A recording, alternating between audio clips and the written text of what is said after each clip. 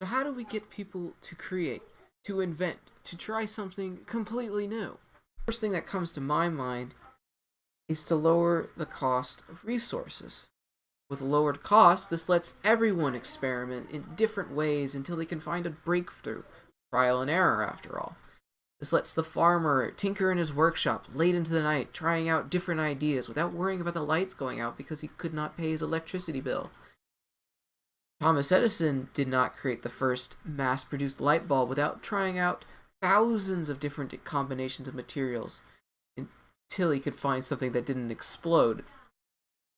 So what happens when the cost of resources is too high?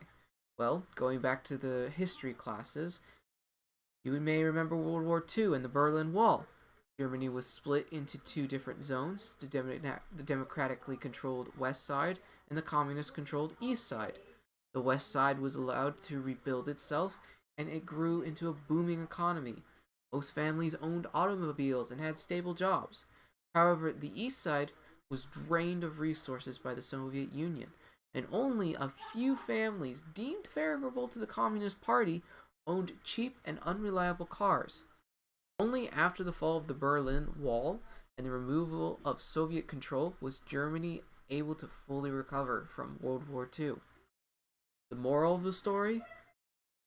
Authoritarian governments can and will slow the progress of inventors by raising the cost of the resources, making every day a fight for survival.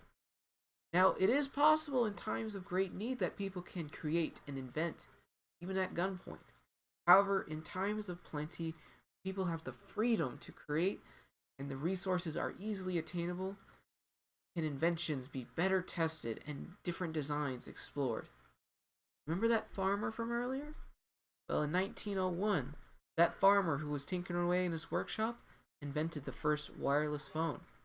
His name was Nathan Stubfield.